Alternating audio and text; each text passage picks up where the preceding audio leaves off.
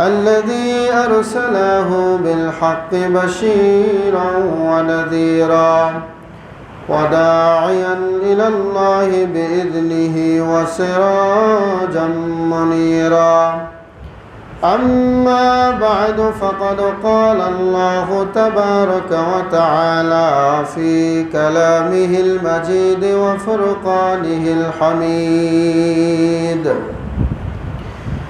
أعوذ بالله من الشيطان الرجيم بسم الله الرحمن الرحيم إنا أنزلناه في ليلة القدر وما أدراك ما ليلة القدر ليلة القدر خير من 1000 شهر تنزل الملائكة والروح فيها بإذن ربهم من كل أمر سلام هي حتى مطلع الفجر سورة القدر. عن عائشة رضي الله عنها قالت أن النبي صلى الله عليه وسلم كان يعتكف العشر الأواخر من رمضان حتى توفاه الله ثم اعتكف أزواجه من بعده متفق عليه أو كما قال عليه الصلاة والسلام. وعن ابن عمر رضي الله عنه قال فرض رسول الله صلى الله عليه وسلم زكاة الفطر صاعا من تمر أو صاعا من شعير على العبد والحر والذكر والأنثى والصغير والكبير من المسلمين وأمر بها أن تؤدى قبل خروج الناس إلى الصلاة متفق عليه أو كما قال عليه الصلاة والسلام. عن عائشة رضي الله عنها قالت قال رسول الله صلى الله عليه وسلم تحروا ليلة القدر في الفطر من العشر الأواخر من رمضان رواه البخاري أو كما قال عليه الصلاة والسلام. উপস্থিত মসজিদের সম্মানিত মুসল্লিয়ানে কেরাম, দোতলায় অবস্থানরত শ্রদ্ধাস্পতিনী স্নেহাশিস মা ও ভগ্নীগণ, শুরুতে মহান রবের দরবারে কালিমাতুশ শুকর আদায় করি আলহামদুলিল্লাহ। দরুদ ও সালাম বিশ্ব নবী মুহাম্মদুর রাসূলুল্লাহ সাল্লাল্লাহু আলাইহি ওয়াসাল্লামের প্রতি।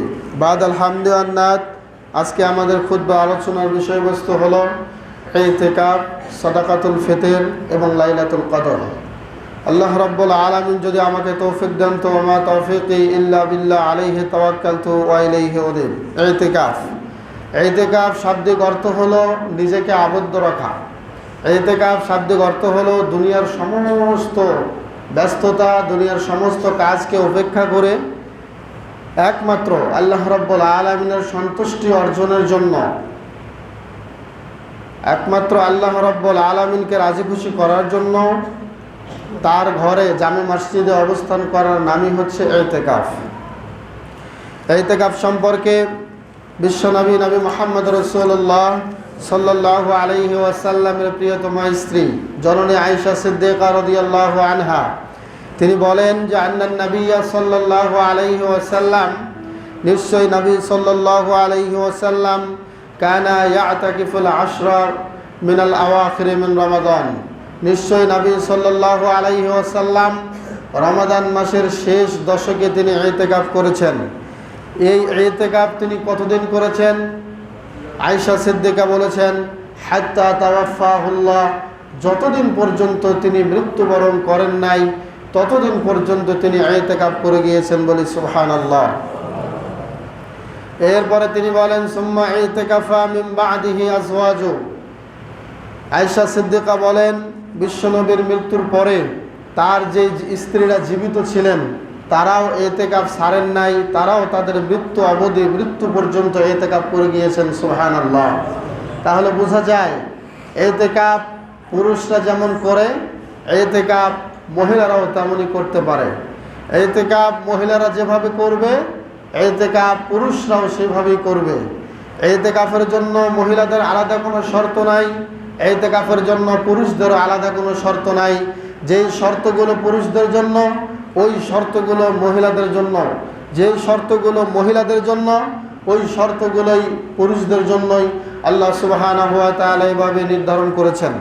সম্মানিত উপস্থিতি, তাহলে হাদিস থেকে আমরা দুটি বিষয় জানতে পারলাম। এক নম্বর বিষয় হলো বিশ্বনবী রমাদান মাসে ইতিকাফ করেছেন। এই ইতিকাফ করে 1 বছর ইতিকাফ করে তিনি ক্ষান্ত হন নাই। এই ইতিকাফটা তার ছিল মৃত্যু পর্যন্ত। বলে সুবহানাল্লাহ।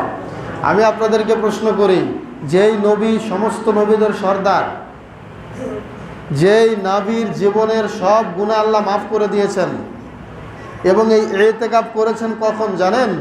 এই ইতিকাফ করেছেন তখন তিনি জেনেছেন যে তার জীবনের সব গুনাহ মাফ, এরপরও তিনি ইতিকাফ করেছেন। শুধু তাই নয়, তিনি এমন নবী, তার অনুমতি ছাড়া জান্নাতের দরজা খোলা হবে না। তিনি জান্নাতের দরজায় না যাওয়া পর্যন্ত জান্নাতের কোনো দরজা আল্লাহ খুলবেন না। সুবহানাল্লাহ। শুধু তাই নয়, তিনি এমন নবী যেই নবীর ইমামতিতে আদম থেকে নিয়ে তার আগের নবী পর্যন্ত, এমনকি জিব্রাইল ফেরেশতা পর্যন্ত মুসল্লি হয়ে নামাজ আদায় করেছে। বাইতুল মাকদাসে যেই নবী ইমামতি করেছিলেন, যেই নবীর মৃত্যুর আগ পর্যন্ত এবং যেদিন থেকে নবুয়ত পেয়েছেন, সেই নবীর আদর্শ, সেই নবীর ধর্ম ব্যতীত অন্য সমস্ত ধর্মকে আল্লাহ বন্ধ করে দিয়েছেন। বলি সুবহানাল্লাহ। তাওরাতের বিধিবিধান বন্ধ, ইনজিলের বিধিবিধান বন্ধ, দাউদ আলাইহিস সালাতু ওয়াস সালামের উপরে জাবুর নাজিল হয়েছিল, তার হুকুম আহকাম বন্ধ। একমাত্র যেই বিধান, যেই সংবিধান আমাদের মাঝে চালু আছে, কিয়ামত পর্যন্ত থাকবে, সেই নবীর উপরে যেই বিধান নাজিল হয়েছিল সেই বিধান হচ্ছে আল কোরআন। বলি সুবহানাল্লাহ। এমন একজন নবী যার জীবনের সব গুনাহ মাফ, যিনি সমস্ত নবীদের সর্দার, সমস্ত নবী এবং ফেরেশতাদের ইমামতি করেছেন, যার জীবনের সব গুনাহ মাফ, তিনি জীবনের মৃত্যু পর্যন্ত তিনি ইতিকাফ করেছিলেন। এখন আমি আপনাদেরকে প্রশ্ন করি, আপনাদের এই আমল করার দরকার আছে নাকি নাই? তাহলে যারা ইতিকাফ করেন না, যারা ইতিকাফ করেন না তারা কি জবাব দিবেন? আপনি হয়তো বা বলতে পারেন যে আমার সংসার চালানোর জন্য আমাকে সকাল থেকে সন্ধ্যা পর্যন্ত দোকান করতে হয়, আমার সংসার চালানোর জন্য আজ থেকে শুরু করে মরণের আগ পর্যন্ত আপনি সংসার চালাবেন। আপনার সংসারে যদি আপনি না থাকেন, দেখেন তো একদিন আপনি গায়েব হয়ে যান, আপনি একদিন শিক্ষা সফরে যান, আপনার সংসার চলে কি চলে না? আমরা দুনিয়ার ব্যস্ততাকে প্রাধান্য দেই, দুনিয়ার কাজটাকে প্রাধান্য দেই, এই জন্য ইতিকাফ আমাদের দ্বারা সম্ভব হয় না। যদি আমরা মনে করতাম দুনিয়ার সমস্ত কাজ আমি বন্ধ করে দিলাম, যারা ব্যবসা করেন 10 দিনের জন্য ব্যবসা বন্ধ করে দেন, দেখে আল্লাহ আপনাকে খাওয়ান নাকি আল্লাহ আপনাকে মেরে ফেলেন? কথা বলেন ঠিক না ঠিক? এরপরে যারা চাকরি করেন সে কথা ভিন্ন, চাকরিজীবীরা মালিকের কাছে ছুটি চাইবেন যে আমি ইতিকাফ করব 10 দিন। ছুটি দিলে চাকরি করবেন, ছুটি না দিলে চাকরি করবেন না। দেখেন আল্লাহ আপনাকে মারেন নাকি মেরে ফেলেন, বাঁচেন নাকি মেরে ফেলেন। কারণ আল্লাহ রাব্বুল আলামিন আমাদের যেই ঈমান, যেই ভরসা, যেই ইচ্ছা, এর উপরে ভিত্তি করেই আল্লাহ আমাদের জীবিকা নির্বাহ করেন। কি বলেন ঠিক কিনা? একটা পাখি যখন সকালবেলা বের হয়, পাখি নিজেও জানে না কোথায় গিয়ে সে পোকামাকড় খাবে। ওই কথাই বিশ্বনবী বলেছেন, যদি তোমরা পাখির মতো আল্লাহর উপরে ভরসা করতে, তাহলে এই পাখি যেমন সকালবেলা খালি পেটে বের হয়, সন্ধ্যাবেলা পেট ভর্তি নিয়ে বাড়িতে ব্যবসায় ফিরে আসে, ঠিক এইভাবে আল্লাহ তোমাদেরকে রিজিক দিত। আমরা কথায় কথায় বলি যে কাজ না করলে আমি খাবো কি? আল্লাহর ইবাদতের ক্ষেত্রে আপনি ইবাদতে মগ্ন হয়ে যান, রিজিকের ব্যবস্থা আল্লাহ করে দিবেন। এটাই ছিল আল্লাহর উপরে ভরসা। সম্মানিত উপস্থিতি, আমি যেটা বলতে চাচ্ছিলাম, বিশ্ব নবী যে ইতিকাফ করেছেন মরণ পর্যন্ত, এরপরে তার স্ত্রীরা পর্যন্ত ইতিকাফ করলেন। আর আজকে আমরা এমন মডেলিং পুরুষ, মডেলিং নারী হয়েছি, ইতিকাফ তো দূরের কথা, রমজানের সিয়ামই আমরা পালন করি না। অনেক আছে এরকম, অথচ নাম মুসলমান। সম্মানিত উপস্থিতি, ইতিকাফ সম্পর্কে 2 নম্বর হাদিস, বিশ্ব নবী মুহাম্মদ রাসূলুল্লাহ সাল্লাল্লাহু আলাইহি ওয়াসাল্লামের প্রসিদ্ধ সাহাবী আবু হুরায়রা রাদিয়াল্লাহু তাআলা আনহু থেকে বর্ণিত। তিনি বলেন, কানা ইয়ারাদু আলা নবী সাল্লাল্লাহু আলাইহি ওয়াসাল্লাম আল কুরআন ওয়া কুল্লু আমিন মাররা। বিশ্বনবী সাল্লাল্লাহু আলাইহি ওয়াসাল্লামের উপরে কোরআনকে পেশ করা হতো প্রত্যেক রমজানে একবার। প্রত্যেক রমজানে ফেরেশতা জিবরাইল আলাইহিস সালাতু ওয়াস সালাম বিশ্ব নবীকে একবার করে কোরআন শোনায় যেতেন, বলেন সুবহানাল্লাহ। এরপরে সাহাবী আবু হুরায়রা বলছেন, ওয়া ইউরাজু আলাইহি মাররাতাইন ফিল আমিল্লাযী কুবিযা, যেই বছর বিশ্ব নবীকে আল্লাহ রাব্বুল আলামিন কব্জ করে নিয়েছেন, তার মানে মৃত্যু দিয়েছেন, ওই বছর বিশ্ব নবীকে ফেরেশতা দুইবার কোরআন শুনিয়েছিলেন, বলি সুবহানাল্লাহ। এরপরে আবু হুরায়রা রাদিয়াল্লাহু তাআলা আনহু তিনি বলেন, ওয়া কানা ইয়াতাকিফু কুল্লা আমিন 10, নিশ্চয় বিশ্বনবী প্রত্যেক বছর 10 দিন করে ইতিকাফ করেছেন। তবে অন্যান্য হাদিসে পাওয়া যায় বিশ্বনবী লাইলাতুল কদরের অন্বেষণে 30 দিন ইতিকাফ করেছিলেন, বলি সুবহানাল্লাহ। এই হাদিসে এটুকু পাওয়া যায়। এরপরে আবু হুরায়রা বলেন, ওয়া কানা ইয়াতাকিফু 20 ফিল আমিল্লাযী কুবিযা, যেই বছর বিশ্বনবী মৃত্যুবরণ করেন ওই বছর বিশ্বনবী 11 রমজান থেকে 30 রমজান পর্যন্ত ইতিকাফ করেছেন। তাহলে নবী হয়ে যদি তিনি এই আমলের এত গুরুত্ব দেন, তাহলে আমাদের গুরুত্বটা কোথায়? এটা একবারে মরা একটা সুন্নাত। অনেকে মনে করি যে আরে সবাই বসতে হয়, এলাকা থেকে একজন বসলে এলাকার হক আদায় হয়ে যায়। ডাহা মিথ্যা কথা। এরকম কোনো হাদিস, এরকম কোনো কোরআনের আয়াত কোথাও আপনারা পাবেন না যে প্রত্যেক জনপদের মধ্য থেকে, প্রত্যেক সমাজ থেকে একজন বসলে হয়ে যায়। এটা অনেক হানাফি ভাইদের মাঝে আছে। যদি ইতিকাফে বসার লোক পাওয়া না যায়, তাহলে 10 দিনের খরচা দিয়ে তাকে ইতিকাফে বসায় দেয়। এই জন্য বসায় যে আমাদের সমাজের হকটা আদায় হয়ে গেল, নাউজুবিল্লাহ। জি না, এটা এমন নয় যে আপনি অসুস্থ আছেন, আপনার সিয়াম আরেকজন করে দিলে ওটা হয়ে যাবে। ইতিকাফ যার ইতিকাফ তাকেই করতে হয়। বিশ্বনবী নবী মুহাম্মদ রাসূলুল্লাহ সাল্লাল্লাহু আলাইহি ওয়াসাল্লাম তাই বলে গিয়েছেন। এটা সহিহ বুখারীর বর্ণনা।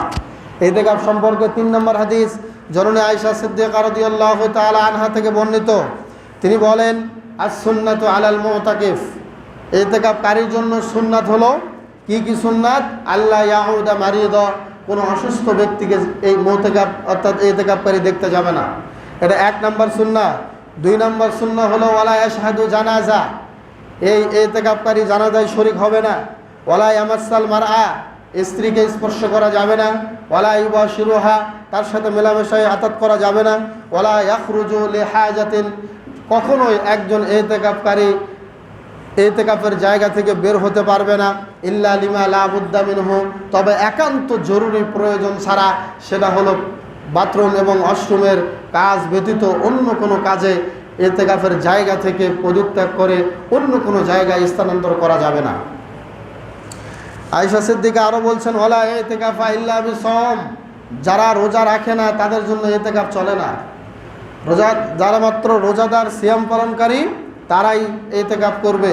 তিনি আরও বলেছেন, ওয়ালা ইতিকাফা ইল্লা ফি মসজিদিল জামে, জামি মসজিদ ছাড়া ইতিকাফ হয় না। ওয়াক্তীয় মসজিদে ইতিকাফ হবে না, বাড়িতে বসলেও ইতিকাফ হবে না। ইতিকাফ করতে গেলে জামি মসজিদে বসতে হবে, জামি মসজিদ ছাড়া ইতিকাফ হবে না। এটা সবচেয়ে গ্রান্টেড মুফতি আয়েশা সিদ্দিকা রাদিয়াল্লাহু তাআলা আনহার ফতোয়া, বলেন সুবহানাল্লাহ। এবং ইসলামের সবচাইতে, নারীদের মধ্যে সবচাইতে বেশি পণ্ডিত ছিলেন, ইসলামের ফাকিহ ছিলেন আয়েশা সিদ্দিকা রাদিয়াল্লাহু তাআলা আনহা, সুবহানাল্লাহ। সম্মানিত উপস্থিতি, তাহলে এই যে এতগুলো কাজ একজন ইতিকাফকারী করতে পারবে না, কি কাজ? জানাজায় শরীক হতে পারবে না, অসুস্থ ব্যক্তিকে দেখতে যেতে পারবে না, এরপরে স্ত্রী মেলামেশায় যাওয়া যাবে না, এরপরে প্রয়োজন ছাড়া জায়গা থেকে বের হওয়া যাবে না, এরপরে জামে মসজিদ ছাড়া ইতিকাফ করতে পারবে না, এরপরে কখনোই সে ব্যক্তি মসজিদে জামে ছাড়া তো ইতিকাফ হবেই না, এমনকি রোজাদার ছাড়া ইতিকাফ হবে না। আমি আপনাদেরকে কর্ণ 2টা খরগোশের মতো খাড়া করে শোনার জন্য অনুরোধ জানাচ্ছি। যে ব্যক্তি ইতিকাফে বসবে, এই ব্যক্তিটা জানাজায় শরীক না হলেও জানাজায় 2 কেরাত সমান সওয়াব পেয়ে যাবে। এটা আল্লাহ রাব্বুল আলামিন তার আমলনামায় দিয়ে দিবেন। যে ব্যক্তি ইতিকাফে বসবে, একজন অসুস্থ ব্যক্তিকে দেখতে গেলে তার ফজিলত হলো সে বাড়ি থেকে বের হয়ে অসুস্থ ব্যক্তির বাড়িতে যতক্ষণ পর্যন্ত যাবে এবং বাড়িতে ফিরে না আসবে, এতক্ষণ পর্যন্ত আল্লাহর রহমতের মধ্যে সে হাবুডুবু খায়। যে ব্যক্তি ইতিকাফে বসবে, একজন মানুষকে, অসুস্থ ব্যক্তিকে দেখতে যাওয়ার যে সওয়াব, সে ইতিকাফে বসেই সে সওয়াবের অধিকারী হতে পারবে, সুবহানাল্লাহ। এরপরে বিশ্বনবী আরও বলেছেন, স্ত্রীর হক আদায় করার ক্ষেত্রে স্ত্রীর সাথে মেলামেশায় লিপ্ত না হলেও সে এতেকাফে থাকলে সে স্ত্রীর হক আদায় করার সওয়াব পেয়ে যাবে। সুবহানাল্লাহ। শুধু তাই নয়, কখনোই কোনো একটা আমল, কোনো একটা ভালো কাজ এই এতেকাফকারীর আমলনামা থেকে আল্লাহ ছুটিয়ে রাখবেন না, আল্লাহ বাদ দিবেন না। যত ভালো আমল হবে এতেকাফ করা অবস্থায় বাহিরে, প্রত্যেকটা ভালো আমলের নেকি আল্লাহ তার আমলনামায় দিয়ে দেবেন। সুবহানাল্লাহ। তাহলে এতেকাফ করার গুরুত্ব কম না বেশি? এতেকাফ করলে আমাদের জন্য ভালো না খারাপ? ভালো। সম্মানিত উপস্থিতি, আপনি যদি নিজেকে প্রশ্ন করেন যে আপনি দলের জন্য কতখানি সময় দিয়েছেন, আপনি আপনার পরিবারের জন্য জীবনে কত বছর সময় দিয়েছেন, আপনার ব্যবসার জন্য জীবনে সারাটা জীবন সময় দিয়ে যাচ্ছেন, আপনার পরিবারের জন্য সারাটা জীবন সময় দিয়ে যাচ্ছেন, কিন্তু যদি প্রশ্ন করি যে আল্লাহর জন্য কয় ঘন্টা সময় দিয়েছেন, এই উত্তর আসবে 0। শুধু এইটুকু সময়, সে সময় কোনটুকু? জোহরের নামাজের সময় 20 মিনিট মসজিদে, আসরের নামাজের সময় 20 মিনিট মসজিদে, মাগরিবের নামাজের সময় 20 মিনিট মসজিদে, এরপরে ঈশার নামাজের সময়, এখন তারাবি চলে বিদায় 1 ঘন্টা মসজিদে, এরপরে ঈশার নামাজের সময়, আপনার ফজরের নামাজের সময় 20 মিনিট মসজিদে। এই যে 10 মিনিট 20 মিনিট, এটা ছাড়া বাকি অতিরিক্ত সময় আল্লাহর রাস্তায় আপনি বের করতে পারবেন না, কারণ এটা আপনার আমলনামায় নাই। কি বলেন, ঠিক কিনা? আল্লাহর জন্য সময় বের না করতে পারা, এটা আমাদের জন্য দুর্ভাগ্য। সম্মানিত উপস্থিতি, এতেকাফ সম্পর্কে এখন যে হাদিসটি বললাম, এটা সুনানে আবু দাউদের মধ্যে এসেছে, হাদিস সহিহ। আল্লামা নাসিরউদ্দিন আলবানী হাদিসটি সহিহ বলেছেন। এরপরে এতেকাফ সম্পর্কে 4 নম্বর হাদিস ইবনে ওমর রাদিয়াল্লাহু তাআলা আনহু থেকে বর্ণিত। তিনি বলেন, নিশ্চয়ই নবী সাল্লাল্লাহু আলাইহি ওয়াসাল্লাম এতেকাফ করার সময় যখন তিনি এতেকাফ করতেন, তখন ইবনে ওমর বলছেন, অর্থাৎ ওমর রাদিয়াল্লাহু তাআলা আনহুর ছেলে আব্দুল্লাহ, তিনি বলছেন যে তুরিহা লাহু ফিরাশুহু, তার জন্য বিছানা বিছানো হতো, তার জন্য সুন্দর করে বিছানা বিছায়া দেওয়া হতো। ওয়া ইউদাউ লাহু সারিরুহু, এরপরে বিশ্বনবী যে খাটে এতেকাফ করার সময় যে খাটে বিশ্রাম নিতেন, যে খাটে ঘুমাতেন, এই খাটটা পর্যন্ত আমরা বিছায়া দিতাম। বলেন সুবহানাল্লাহ। তাহলে বোঝা যায় মসজিদে যদি কেউ বিছানা বিছায় এবং খাটও বিছায়, এটা শরীয়ত জায়েজ করেছে এতেকাফকারীর জন্য। বলেন সুবহানাল্লাহ। শুধু তাই নয়, এরপরে এই খাটটা বিছানো হতো কোথায়? বিশ্বনবী নবী মুহাম্মদ রাসূলুল্লাহ সাল্লাল্লাহু আলাইহি ওয়াসাল্লাম একটা খাট তিনি বিছাইতেন, সেটা কোথায়? ওরা উস্তুওয়ানাতিত তাওবাতি, এই হাদিসটি এসেছে সুনানে ইবনে মাজার মধ্যে। তিনি তাওবার একটা খুঁটি আছে মসজিদে নববীতে, এই তাওবার খুঁটির পাশে পেছনে তিনি তার খাটটি বিছায়া দিতেন। সুবহানাল্লাহ। এই তাওবার খুঁটি মানে কি, এটা কি আপনারা জানেন? মসজিদে নববীর যে তাওবার একটা খুঁটি আছে, এখনো আছে, এই খুঁটিতে লেখা আছে উস্তুওয়ানাতিত তাওবা, এটা হচ্ছে তাওবার খুঁটি। তাওবার খুঁটি মানে হলো, আপনারা সকলেই জানেন, 9ম হিজরিতে একটা যুদ্ধ হয়েছিল, যে যুদ্ধের নাম হচ্ছে তাবুকের যুদ্ধ। কিসের যুদ্ধ বললাম? তাবুকের যুদ্ধ। এই যুদ্ধে 3 জন সাহাবী অংশগ্রহণ করেন নাই, আমরা সকলেই জানি। ওই 3 জন সাহাবীর শাস্তি ছিল ভিন্ন ধরনের শাস্তি। তাদের সাথে তাদের পিতামাতা কথা বলতো না, তাদেরকে সমাজ থেকে বয়কট করা হতো, এবং তাদের সাথে তাদের স্ত্রী পরিবার পর্যন্ত কথা বলা নিষেধ ছিল। সুবহানাল্লাহ। এমনকি এই মসজিদে নববীর একটা খুঁটি ছিল, এই খুঁটির সাথে একজন সাহাবী নিজেকে নিজের হাত 2টা রশি দিয়ে বেঁধে এই খুঁটির সাথে আটকায় রাখছিল। ওই সাহাবীর নাম হচ্ছে লুবাবা রাদিয়াল্লাহু তাআলা আনহু, আবু লুবাবা। এই লুবাবা সাহাবী, তিনি হাতে রশি দিয়ে বেঁধে এই মসজিদে নববীর খুঁটির সাথে নিজেকে বাঁধিয়ে রাখতেন, বেঁধে রাখতেন, আর বলতেন, যতক্ষণ পর্যন্ত আল্লাহ আমার তওবা কবুল না করবে, এই মসজিদে নববীর খুঁটি থেকে আমি দড়ি খুলব না। সুবহানাল্লাহ। দেখেছেন তাওবার কি গুরুত্ব তারা দিতেন? সাহাবীরা আল্লাহর কাছে তাওবা করতেন কিভাবে? যখন নামাজের ওয়াক্ত হতো, তার ছোট্ট একটা মেয়ে ছিল, এই ছোট্ট মেয়েটা এসে রশি খুলে দিত, নামাজের সময় রুকু সিজদা করত, নামাজ শেষ, আবার এই ছোট্ট মেয়েটা দড়ি দিয়ে বাবাকে খুঁটির সাথে বেঁধে বাড়িতে চলে যেত। সুবহানাল্লাহ। কারণ একটাই, তওবা কবুল না হওয়া পর্যন্ত সে তার হাতের রশি খুলবে না। দাঁড়ায়া থাকতো, ঘুম হতো দাঁড়ায়া, সব কিছু হতো দাঁড়ায়া। একমাত্র নামাজের সময় আর হাজতের সময় ছাড়া তাকে কোনো সময়ের জন্য নিজেকে নিজেই বসতে দিত না, নিজের আত্মাকে নিজে কষ্ট দিত। বলেন সুবহানাল্লাহ। এগুলো হচ্ছে তাওবা, এগুলো হচ্ছে ইতিকাফের উজ্জ্বল দৃষ্টান্ত। সম্মানিত উপস্থিতি, তাহলে এই তাওবার খুঁটির পেছনে বিশ্বনবী তার খাট বিছাইতেন এই ইতিকাফ করার জন্য। 4 নম্বর হাদিস ইবনে আব্বাস রাদিয়াল্লাহু তাআলা আনহু থেকে বর্ণিত, তিনি বলেন, আন্না রাসূলুল্লাহ সাল্লাল্লাহু আলাইহি ওয়াসাল্লাম, নিশ্চয়ই রাসূল সাল্লাল্লাহু আলাইহি ওয়াসাল্লাম ইতিকাফকারী সম্পর্কে বলেছেন, ইয়াতাকিফুজ যুনুবা, যারা ইতিকাফ করে তারা মূলত গুনাহ থেকে বাঁচার জন্য ইতিকাফ করবে। বলেন সুবহানাল্লাহ। শুধু তাই নয়, ওয়াইদুজা লাহু মিনাল হাসানাতি কুল্লিহা কাআমিলিল হাসানাতি কুল্লিহা, নিশ্চয় এই ইতিকাফকারী বাহিরের যত ভালো আমল আছে প্রত্যেকটা ভালো আমল করার সমমান সওয়াব ইতিকাফ থেকে পেয়ে যাবে। বলে সুবহানাল্লাহ।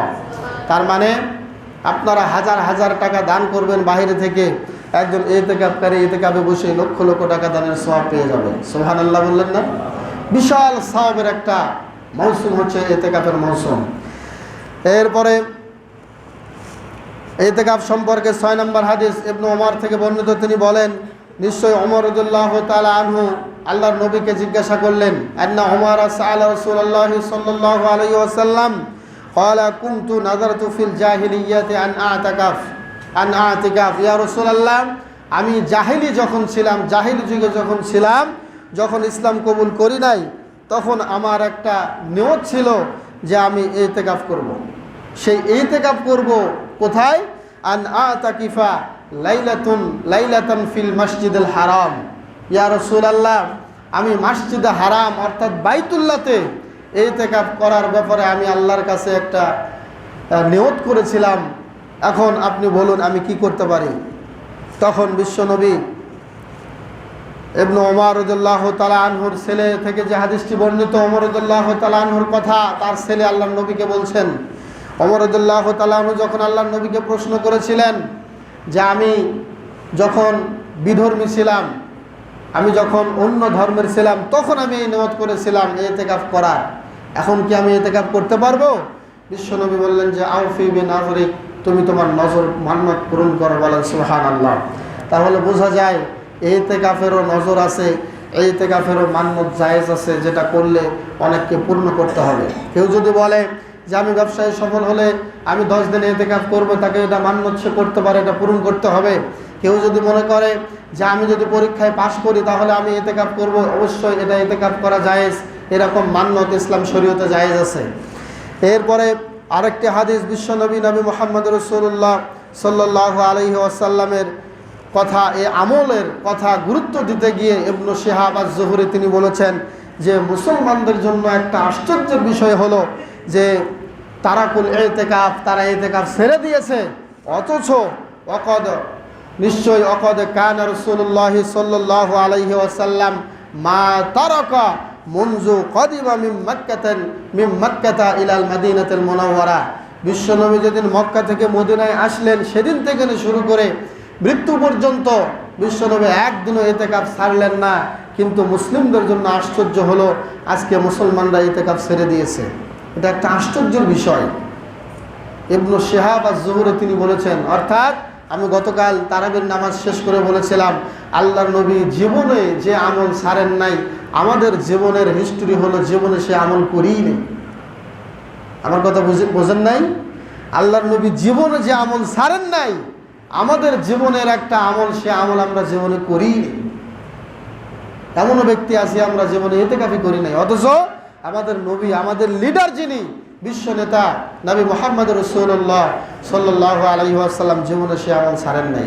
তাহলে চিন্তা করেন কেমন নেতার শাগরিদ আমরা, কেমন নবীর উম্মত আমরা, যে নবী করতেছেন, যে লিডার করতেছেন, আমরা সেই লিডারের আদর্শ মানছি না।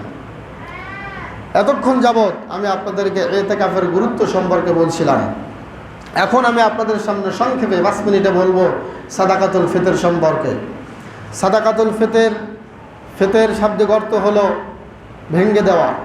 তার মানে রমজানের সিয়াম যখন আপনি ছেড়ে দিলেন, এই ফিতরা আদায়ের মাধ্যমে আপনি রমজানের সিয়ামকে ছেড়ে দিলেন, এর মানেই হচ্ছে সাদাকাতুল ফিতর। আর এই ফিতর সম্পর্কে ইবনে ওমর থেকে বর্ণিত, তিনি বলেন নিশ্চয়ই রাসূল সাল্লাল্লাহু আলাইহি ওয়াসাল্লাম ফরজ করেছেন, ফরদ রাসূলুল্লাহ সাল্লাল্লাহু আলাইহি ওয়াসাল্লাম যাকাতাল ফিত্র সা'আম মিন তামার আও সা'আম মিন শাঈর আলাল আবদি ওয়াল হুররি ওয়াল যাকারি ওয়াল উনসা ওয়াস সাগীরি ওয়াল কাবীরি মিনাল মুসলিমিন ওয়া আমারা বিহা আন তুআদ্দা ক্বাবলা খুরুজিন নাস ইলাস সালাহ। নিশ্চয় রাসূল সাল্লাল্লাহু আলাইহি ওয়াসাল্লাম এটা ফরজ করেছেন। কি ফরজ করেছেন? সা'আম মিন তামার, 2.5 কেজি সমমান খেজুর। এরপরে বিশ্বনবী আর কি ফরজ করেছেন? আও সা'আম মিন শাঈর, 2.5 কেজি সমমান জব। আরও কি ফরজ করেছেন? আও সা'আম মিন তুআমিন, অন্য বর্ণনায় এসেছে যেই দেশের যেইখানকার খাদ্য, যেই প্রধান খাদ্য, ওই খাদ্যের 2.5 কেজি যাকাতুল ফিতর, সাদাকাতুল ফিতর বিশ্বনবী ফরজ করেছেন বলে সুবহানাল্লাহ। তার মানে একটি শিশু যদি মাগরিবের অর্থাৎ রমজান মাসের 30 তারিখের সূর্য মানে চাঁদ উদিত হওয়ার 10 মিনিট আগেও জন্ম নেয়, তারও যাকাতুল ফিতর আদায় করতে হবে। একথা কে বলেছেন? বিশ্বনবী মুহাম্মদুর রাসূলুল্লাহ সাল্লাল্লাহু আলাইহি ওয়াসাল্লাম। তিনি বলেছেন, আলাল আবদি, যিনি দাস, অল হুররি, যিনি স্বাধীন, এরপরে ওয়াজ যাকারি ওয়াল উনসা, পুরুষ মহিলা, এরপরে ওয়াস সগীরি ওয়াল কাবীরি, ছোট এবং বড়, সবার উপরে 2.5 কেজি দরে সাদাকাতুল ফিতর বিশ্বনবী ফরজ করেছেন। এটা কখন আদায় করতে হবে? ওয়া আমারা বিহা আন তুআদ্দা ক্বাবলা খুরুজিন নাস ইলাল মুসাল্লা, নিশ্চয়ই মানুষ যখন ঈদগাহের মাঠে যাবে, ঈদগাহের মাঠে যাওয়ার আগে এই ফিতরা পরিপূর্ণ আদায় করে ঈদগাহের মাঠে আসতে হবে। হাদিসটি বুখারী এবং মুসলিম একসাথে বর্ণনা করেছেন। এটা গেল প্রথম হাদিস। আরেকটি হাদিসে এসেছে আবু সাঈদ খুদরি, তিনি বলেন যে কুন্না নাখরুজু যাকাতাল ফিত্রে, আমরা যাকাতুল ফিতর বের করতাম সা'আম মিন তুআমিন, খাদ্যের 2.5 কেজি, আও সা'আম মিন শাঈরিন, জাবের 2.5 কেজি, এরপরে আও সা'আম মিন তামারিন, খেজুরের 2.5 কেজি, এরপরে তিনি আরও বলেছেন আও সা'আম মিন আকিতিন, পনিরের 2.5 কেজি, আও সা'আম মিন জাবিবিন, কিসমিসের 2.5 কেজি। তার মানে ওই সময়ে সৌদি আরবে, মক্কায়, মদিনায় পনির পাওয়া যেত, কিসমিস পাওয়া যেত, জব পাওয়া যেত, গম পাওয়া যেত, আটা পাওয়া যেত এবং খেজুর পাওয়া যেত। এগুলোই ছিল তাদের প্রধান খাদ্য, এগুলোই তারা খাদ্য হিসেবে ব্যবহার করত। এই জন্য বিশ্বনবী সাহাবে আবু সাঈদ খুদরি বললেন, এগুলো সব যেহেতু খাদ্য, আমরা প্রত্যেকটা খাদ্য 2.5 কেজি করে বের করতাম বলে সুবহানাল্লাহ। তাহলে 2.5 কেজির কোনো বিকল্প নাই। তবে 2.5 কেজি অনুযায়ী এখন বর্তমানে যে হিসাব দেখা যায় সেটা হলো 2.5 কেজির চেয়েও কিছু বেশি হয়, প্রায় 2 কেজি 750 গ্রামের মতো হয়।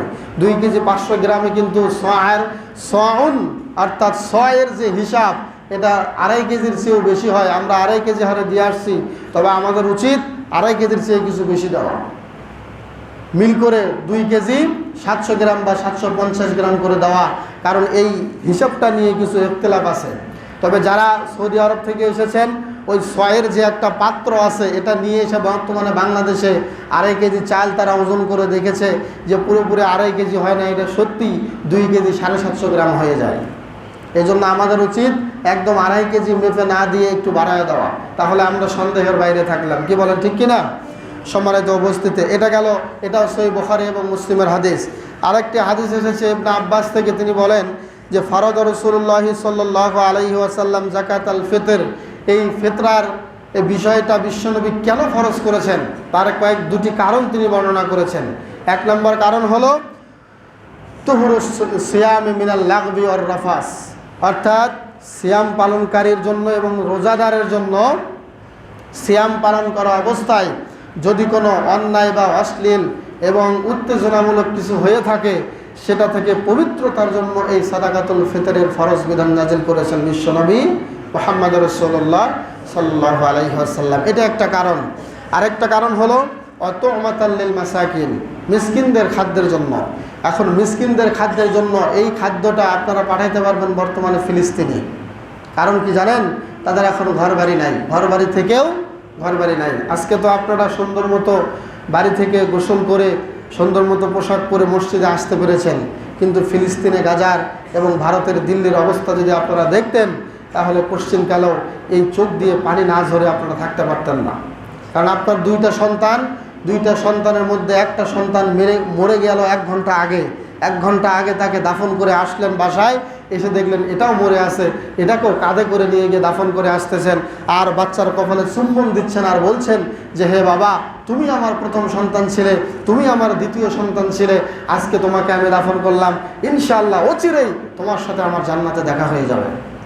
কারণ আমরা মাজলুম, আমরা এখন শহীদের মর্যাদায় আছি, আমরা মাজলুম অবস্থায় আছি। এই মৃত্যুর রক্ত কোনোদিন বৃথা যাবে না, এই কথাগুলো তারা বলতেছে আর লাইভ করতেছে, আর নিজ ইচ্ছায় একদম মানে স্বতঃস্ফূর্তভাবে সন্তানকে দাফন করে আসতেছে। তাদের ইমানটা হচ্ছে বড় দামের ইমান। সুবহানাল্লাহ। সম্মানিত উপস্থিতি, এটা হলো মিসকিনদের খাদ্যের জন্য।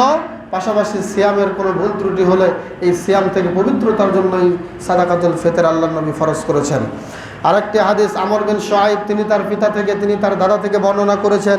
তিনি বলেন, নিশ্চয়ই বিশ্বনবী বাআসা মুনাদিয়ান ফি ফিজাজি মাক্কাতা, মক্কার অলিতে গলিতে আল্লাহর নবী অনেক আহ্বানকারী, অনেক প্রচারক তিনি পাঠায়া দিতেন। তারা গিয়ে গিয়ে কি বলতো? তাদের মুখে একটা কথা ছিল, আলা ইন্না সাদাকাতাল ফিতরে ওয়াজিবাতুন আলা কুল্লি মুসলিমিন, হে মক্কাবাসী, নিশ্চয় তোমাদের উপরে সাদাকাতুল ফিতর ওয়াজিব এবং ফরজ, এটা আল্লাহর নবী ফরজ করেছেন। আলা কুল্লি মুসলিমিন যাকারিন আও উনসা, প্রত্যেক মুসলমান নর নারীর উপরে যাকাতুল ফিতর ফরজ, সে স্বাধীন হোক আর পরাধীন হোক, সে ছোট হোক আর বড় হোক, সবার উপরে বিশ্বনবী সাদাকাতুল ফিতর ফরজ করেছেন।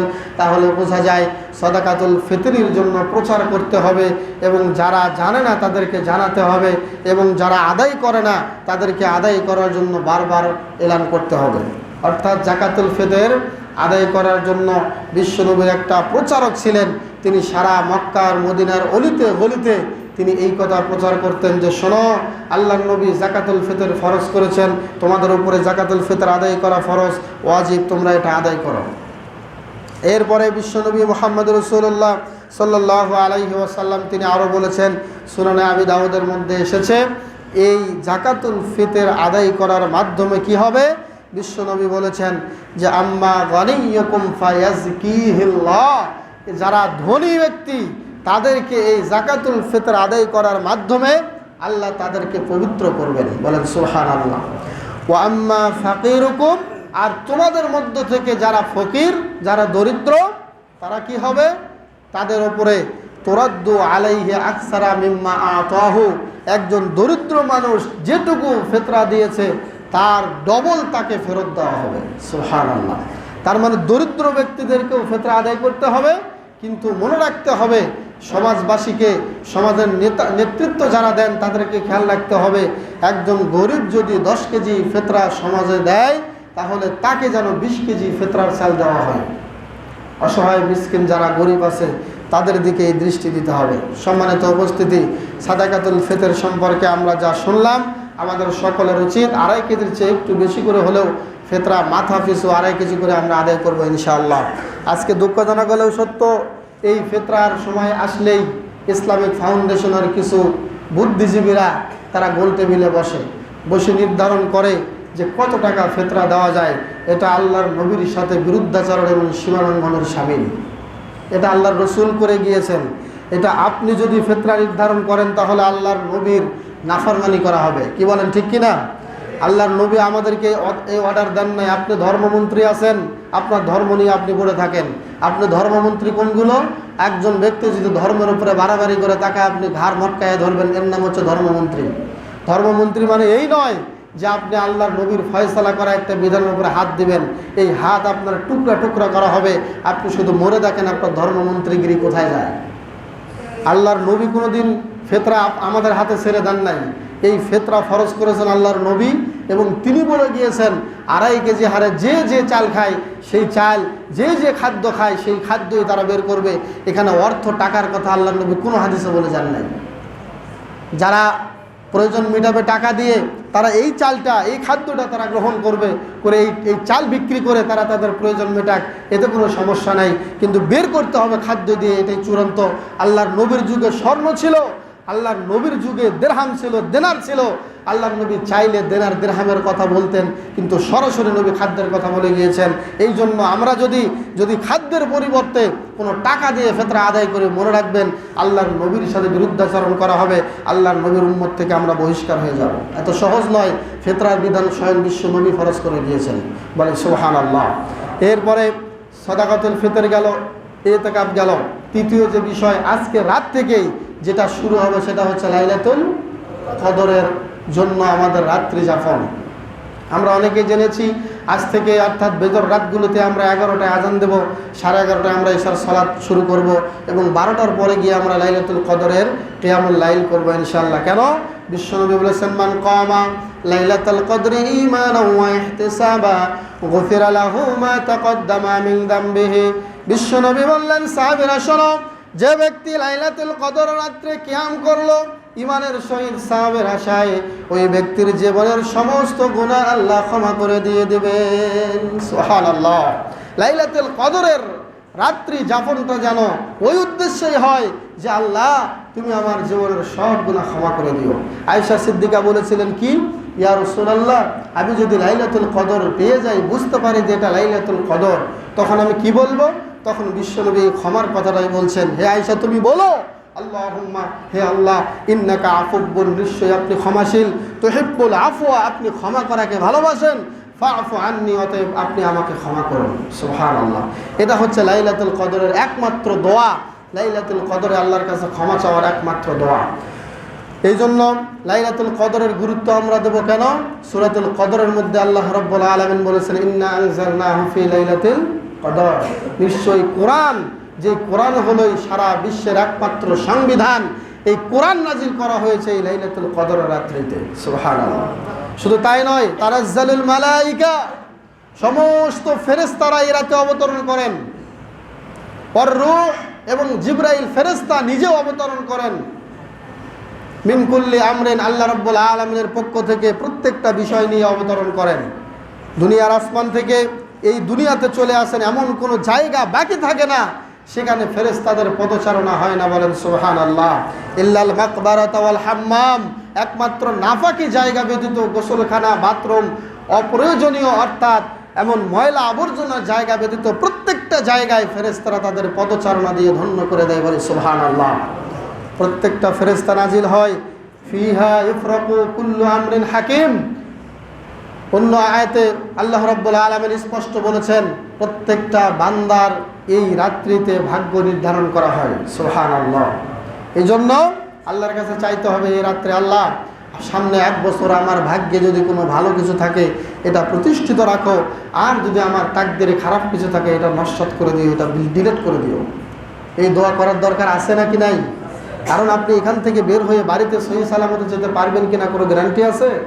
আমার দেখা বগুড়া শিবপুরের একটা লোক 10 তলা বিল্ডিং করলো, আগের দিনে অনেক লোকজনকে খাওয়াইলো, শুধুমাত্র দুপুরবেলা খাওয়ানোর পরে আমার বন্ধুবর শিহাবুদ্দিনের বাসায় গিয়েছিলাম, দেখেছিলাম তার বাড়ির পাশেই একমাত্র মাগরিবের, ধরেন দুপুরবেলা খাওয়া দাওয়া করানো, মাগরিবের আগেই তিনি খাওয়া দাওয়া করানোর পরেই বেড বিছানা যা আছে বিল্ডিংয়ে উঠাচ্ছেন। ইতিমধ্যেই বিল্ডিংয়ের দিকে হাঁটতেছেন, অনেকবার গিয়েছেন, বিল্ডিংয়ে উঠেছেন, আসবাবপত্র রেখেছেন, কিন্তু সন্ধ্যার পরে আর তার ওই ঘরে যাওয়া হলো না, সে বাহিরে লাশ হয়ে কবরে চলে গেল। ভালো মানুষ, সুস্থ মানুষ, সম্মানিত উপস্থিতি, এই জন্য লাইলাতুল কদরকে মূল্যায়ন করবেন, মুনাফিকি থেকে দূরে সরে আসবেন। কারণ এটা মনে করিয়েন না যে আপনি আরও 7 বছর বাঁচবেন, এটাকে গুরুত্ব দেওয়ার চেষ্টা করবেন। লাইলাতুল কদরের ইতিকাফ যদি নাও করতে পারেন, অন্তত 5টি রাত একদম একগ্রতার সাথে জাগার চেষ্টা করবেন ইনশাআল্লাহ। এরপরে এই রাতের এত মর্যাদা, সে প্রসঙ্গে আল্লাহ রাব্বুল আলামিন বলেছেন, লাইলাতুল কদর খায়রুম মিন আলফি শাহর, লাইলাতুল কদর 1000 মাসের চেয়ে উত্তম, বলে সুবহানাল্লাহ। 1000 মাসের সমান বললে ভুল হবে, 1000 মাসের সমান বললে কি হবে? ভুল হবে। তাহলে এখানে আল্লাহ কি 1000 মাসের সমান বলেছেন? বলেন নাই। আল্লাহ বলেছেন 1000 মাসের চেয়েও উত্তম হচ্ছে লাইলাতুল কদরের রাত। সুবহানাল্লাহ। একটা রাত মাত্র এই জন্য আল্লাহ রাব্বুল আলামিন যেন আমাদের সকলকে লাইলাতুল কদর রাত্রি যাপন করার তৌফিক দান করেন বলে আমিন। এই রাত্রিবেলা আনাস রাদিয়াল্লাহু তাআলা আনহু থেকে বর্ণিত এই রাত্রি সম্পর্কে তিনি বলেন যে রাসূল সাল্লাল্লাহু আলাইহি ওয়াসাল্লাম বলেছেন, ইজা কানা লাইলাতুল কদরে, যখন লাইলাতুল কদর রাত্রি হয়, নাযালা জিবরাইল আলাইহিস সালাতু ওয়াস সালাম ফি কুবকুবাতিন মিনাল মালায়েকা। জিবরাইল আলাইহিস সালাতু ওয়াস সালামের নেতৃত্বে তিনি ফেরেশতাদের একটা দল নিয়ে দুনিয়াতে চলে আসে। কে আসে বলেন তো? জিবরাইল। জিবরাইলকে, যে জিবরাইল আল্লাহর নবীর কাছে ওহী নিয়ে আসতেন, পুরো 6636টা আয়াত যিনি নিয়ে এসেছিলেন, যিনি বিশ্ব নবীর কাছে কোরআন নিয়ে এসেছেন, ইনার নেতৃত্বে ফেরেশতাদের বিশাল বড় একটা দল নিয়ে তিনি জমিনে আগমন করেন। ইউসাল্লুনা আলা কুল্লি আবদিন কায়িমিন আও কাঈদিন ইয়াযকুরুল্লাহ আযজা ওয়া জাল্লা। যেই সমস্ত বান্দারা, গোলামরা আল্লাহকে স্মরণ করে, যারা বসে, যারা দাঁড়িয়ে আল্লাহর জিকির আজকার করে, এদের জন্য আল্লাহর কাছে তারা ক্ষমা ভিক্ষা চাইতে থাকে। বলেন সুবহানাল্লাহ। মনে করেন আমরা 2 রাকাত সালাতে দাঁড়িয়ে গিয়েছি, এমন সময় জিবরাইল একটা চক্কর দিতে এসে দেখলেন টেকপাড়া উত্তরপাড়া মসজিদের ইমাম এবং মুসল্লিরা কিয়ামুল লাইল করতেছে, তারা দাঁড়িয়ে আছে।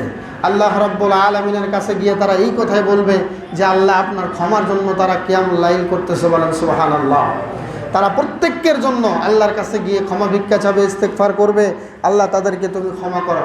এরপরে তিনি বলছেন, বিশ্বনবী নবী মুহাম্মদ রাসূলুল্লাহ সাল্লাল্লাহু আলাইহি ওয়াসাল্লাম বললেন যে ফাইদা কানা ইয়াউমু ঈদিহিম আই ইয়াউমু ঈদি ফিতরিহিম, অর্থাৎ যেদিন ঈদের দিন হয়, যেদিন ঈদুল ফিতর আসে, সেই দিন যখন আগমন করে, বাহা বিহিমুল মালাইকা, আল্লাহ ফেরেশতাদেরকে নিয়ে গর্ব করতে থাকেন। বলেন সুবহানাল্লাহ।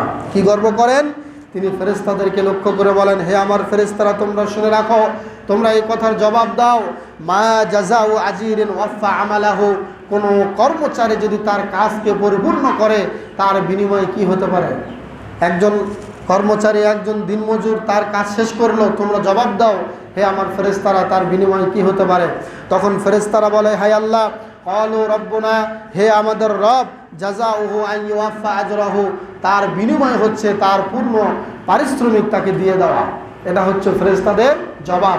এই কথা শুনবার পরে তখন আল্লাহ রাব্বুল আলামিন বলেন, হে আমার ফেরেশতারা, তোমরা শুনে রেখো, নিশ্চয় ওয়া উবাইদি ওয়া আমাই, আমার বান্দারা এবং আমার গোলামেরা, আমার বান্দিরা, তারা কি করেছে? কদাও ফারিদতে আলাইহিম, আমি তাদের উপরে যে দায়িত্ব চাপিয়ে দিয়েছিলাম, তারা সেই দায়িত্ব ভালোভাবে পূরণ করেছে। সুম্মা খরাজু ইয়াউজ্জুনা ইলা দুআ, এখন দেখো রমজানে এত কষ্ট করার পরেও আবার ঈদের মাঠে যাচ্ছে তারা আমার জন্য, আমার কাছে দোয়া করার জন্য, আমার কাছে ক্ষমা ভিক্ষা পাওয়ার জন্য। শুনে রেখো, ওয়া ইজ্জাতি ওয়া জালালি, আমার ইজ্জতের কসম, আমার জালালিয়াতের কসম, ওয়া কারামি ওয়া উলুবি, আমার কারামাতের কসম, আমার সম্মানের কসম, আমার উচ্চতার কসম, আমার সম্মানের কসম, আমার উচ্চতার কসম, আমার জালালিয়াতের কসম, আমার মর্যাদার কসম। শুনে রেখো, ওয়ারতিফাউ মাকানি, আমার সম্মানের কসম করে আমি আবারও বলছি, লা আজিবান্নাহুম, আমি তাদের অবশ্যই তারা যা বলবে আমি আল্লাহ পাই টু পাই 100% তা কবুল করে নিব। বলেন সুবহানাল্লাহ। এরপরে ফায়াকুল ইরজাউ, তখন আল্লাহ রাব্বুল আলামিন বলবেন, তোমরা চলে যাও, তোমরা তোমাদের বাড়িতে চলে যাও। কদ গফারতু লাকুম, হে আমার বান্দারা, আমি তোমাদের জীবনের সব গুনাহ ক্ষমা করে দিলাম। বলেন সুবহানাল্লাহ। ওয়া বাদদালতু সাইয়্যাতিকুম হাসানাত, আর জীবনের যত গুনাহ ছিল সব গুনাহগুলো আমি আল্লাহ নেকি দিয়ে পরিবর্তন করে দিলাম। সুবহানাল্লাহ। এরপরে এই আনাস রাদিয়াল্লাহু তাআলা আনহু তিনি বলছেন, ক্বালা ফায়ারজিউনা মাগফুরাল লাহুম, এই আল্লাহর ইবাদতকারী, আল্লাহ রাব্বুল আলামিনের জন্য যারা কষ্ট করলো পুরো 1 মাস, এরা আল্লাহ রাব্বুল আলামিনের কাছ থেকে ক্ষমাপ্রাপ্ত হয়ে একমাত্র নিষ্পাপ হয়ে তারা তাদের জীবনযাপন শুরু করে দেয়। বলে সুবহানাল্লাহ। হাদিসটি ইমাম বাইহাকি তার শুউবুল ঈমানের মধ্যে বর্ণনা করেছেন। একদিন বিশ্বনবী বের হয়েছিলেন মসজিদ নববী থেকে বের হয়ে, হাদিসটি এসেছে সহিহ বুখারীর মধ্যে। তিনি বের হলেন আমাদেরকে সংবাদ দিবেন, লিয়াখবিরানা লাইলাতুল কদর, লাইলাতুল কদর সম্পর্কে আমাদেরকে তিনি জানাবেন। হঠাৎ করে তিনি দেখলেন ফাতালাহা রাজুলান মিনাল মুসলিমিন, মুসলমানদের 2 জন ব্যক্তি তারা ঝগড়া করতেছে। এই ঝগড়ার দিকে খেয়াল করতে গিয়ে তিনি লাইলাতুল কদরের জ্ঞানটা তিনি তার ব্রেন থেকে ভুলে গেলেন, আল্লাহ ভুলিয়ে দিলেন। আর এরপরে বিশ্বনবী বললেন যে শোনো, খরাজতু লিউখবিরাকুম, আমি তো বের হয়েছিলাম লাইলাতুল কদরি, কদরের রাত সম্পর্কে তোমাদেরকে জানানোর জন্য। তো দেখলাম ফাতালাহা ফুলানুন ওয়া ফুলানুন, অমুকে অমুকে ঝগড়া লেগে দিয়েছে, ফারুফিয়াত, এটা আমার থেকে তুলে নেওয়া হলো, আমার স্মরণ থেকে এটা মুছে দেওয়া হলো। তবে আমি আশা করছি, আমি নবী হয়ে বলছি, শোনো, ও আসা আইয়াকুনা খায়রাল লাকুম, এটা তোমাদের জন্য অনেক কল্যাণের বিষয় হতে পারে। যদি কল্যাণের বিষয় না হতো তাহলে আল্লাহ এটা আমার ব্রেন থেকে উঠিয়ে নিতেন না। অবশ্যই এটা তোমাদের জন্য কল্যাণ আছে। সুতরাং ফালতামিসুহা ফিল আশরিল আওয়াখির মিন রমাদান, তবে দৃঢ় বিশ্বাস 30 দিন তোমাদেরকে অন্বেষণ করতে হবে না, শেষ দশকের মধ্যে লাইলাতুল কদর আছে। সুবহানাল্লাহ।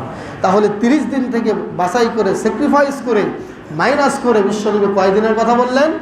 10 দিনের কথা। অথচ বিশ্বনবী প্রথম 10 দিন ইতিকাফ করেছেন লাইলাতুল কদরের অন্বেষণের জন্যই। জিবরাইল এসে বলল, হে মুহাম্মদ, ওই লাইলাতুল কদর সামনের দশকে আছে। বিশ্বনবী পরের 10 দিনে ইতিকাফ করলেন, আবার জিবরাইল আসলেন, এসে বললেন, হে মুহাম্মদ, এই লাইলাতুল কদর খুঁজতেছেন, এটা শেষ দশকে আছে। বলেন সুবহানাল্লাহ। অতএব যারা ইতিকাফ করবে তাদের তাকদীর থেকে লাইলাতুল কদর ছোটার কোনো সুযোগ নাই। লাইলাতুল কদর তারা পাবেনই পাবেন ইনশাআল্লাহ। এই জন্য বিশ্বনবী যখনই শেষ দশক প্রবেশ করত, তিনি নিজে জাগতেন, কোমরটাকে শক্ত করে বাঁধতেন। তার মানে কি? কঠিনভাবে প্রস্তুতি নিতেন। তার পরিবার পরিজনকেও তিনি জাগাতেন, বলতেন তোমরাও জাগো। এটা ছিল বিশ্বনবীর একটা নির্দিষ্ট এবং খাস আমল। অতএব আসুন, বিশ্বনবী নবী মুহাম্মদ রাসূলুল্লাহ সাল্লাল্লাহু আলাইহি ওয়াসাল্লাম যে প্রচেষ্টা করতেন এই শেষ দশকে, অন্য সময় ওয়াকানা লা ইস্তাহিদু ফি গায়রিহি, অন্য সময় এত চেষ্টা, এত কষ্ট তিনি করতেন না। আল্লাহ পাক আমাদের সকলকে আমলগুলো করার, আমলগুলো বোঝার তৌফিক দান করুন। সকলে বলে আমিন। হাযা মা ইনদি ওয়াল ইলমু ইনদাল্লাহ, আলাইহি তাওয়াক্কালতু।